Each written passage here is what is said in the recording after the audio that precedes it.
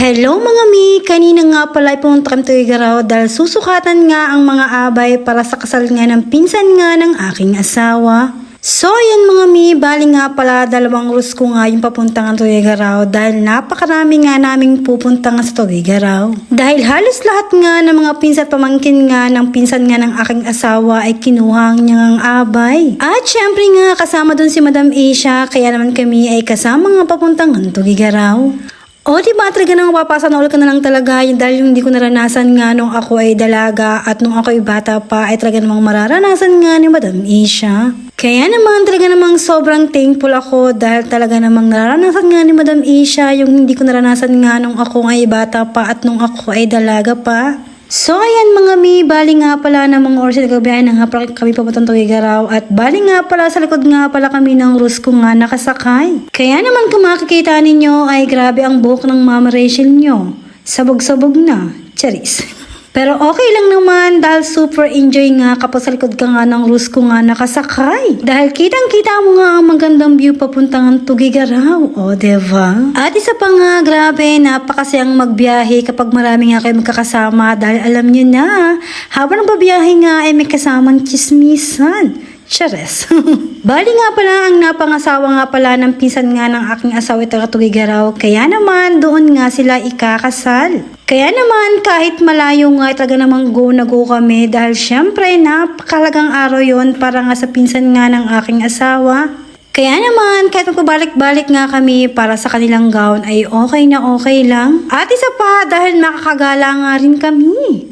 Ay nako, talaga namang syempre kasama na nga ang paggala doon pagkatapos nga ng magsukat nga para nga sa kanilang mga gown. Bali nga pala ang kanilang kasal ay September 5. O diba talaga namang malapit na kaya namang sobrang busy na nga kami. So ayan, bali nga pala ipapakita ko sa inyo ang napakagandang view nga papuntang Tuigaraw.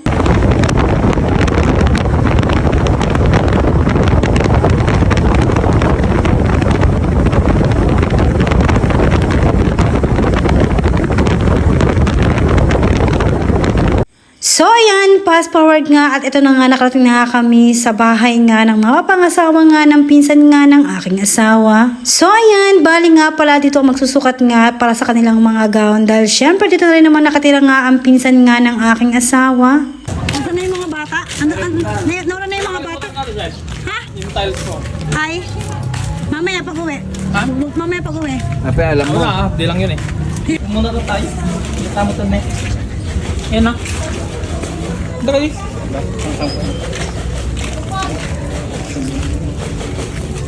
Daso.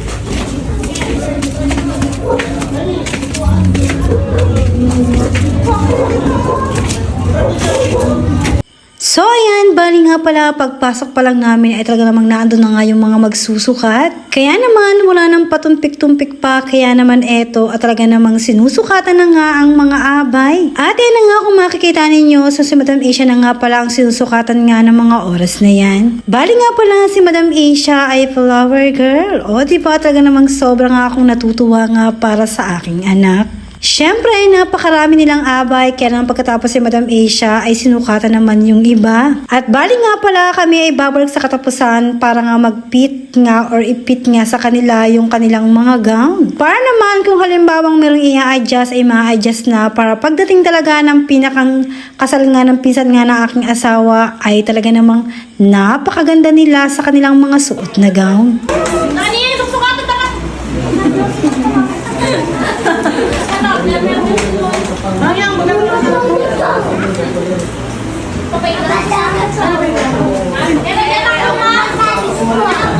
So ayan, bali nga pala pagkatapos sukat nga ng gown ni Madam Asia, ito si Madam Asia at naglalaro na nga ng Roblox. O diba talaga namang hanggang ito na lang talaga ay si Madam Asia ay naglalaro pa rin. At talaga namang hindi nga maiwan-iwanan yung Roblox na yan. Ay nako, talaga namang sana yung Roblox na yan ay mawala na.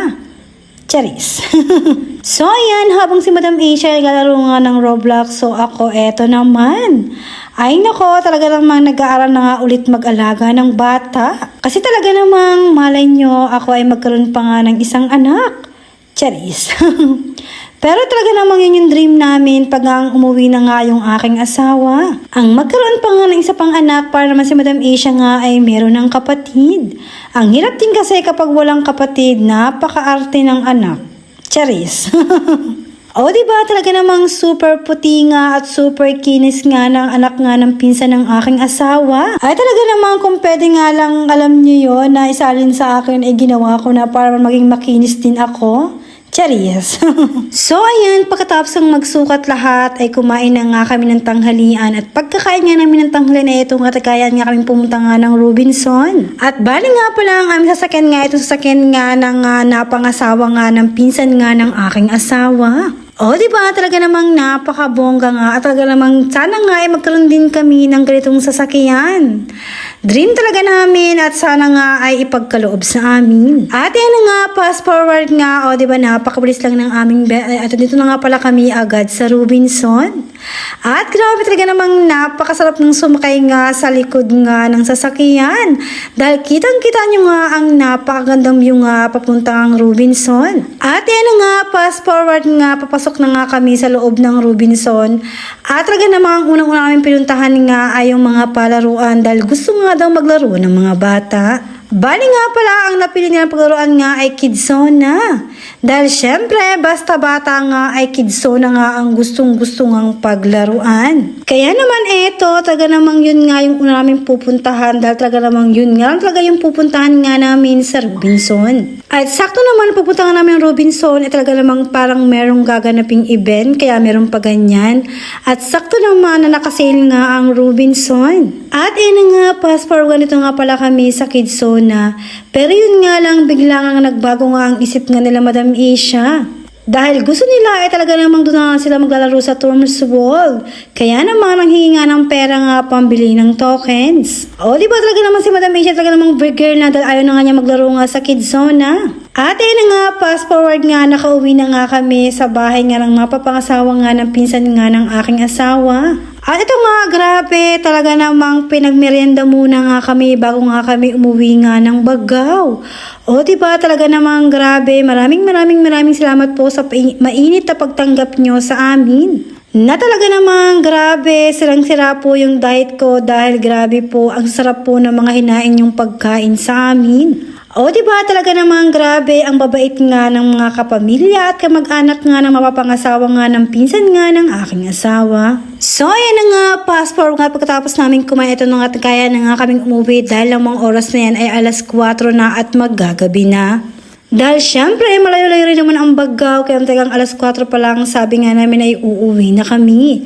Kaya naman, eto nga at nagbabiyahe na nga kami pauwi nga ng Bagao. O diba talaga namang grabe, sobrang saya nga ng araw na ito na talaga namang may kasamang paggala nga ang pagsusukat nga lang sana ng gown. Na talaga namang grabe, sobrang nag-enjoy ang mga bata, hindi ng mga bata, pati kaming mga isip bata. Charesa. Dahil syempre nakapag-relax nga kami bago magpasukan na naman. Dahil kapag pasukan na naman ay grabe talaga namang alagagala naman kaming mga magulang paghahanda nga ng mga babaunin nga ng aming mga anak. So yan lang mga mi, bye, salamat!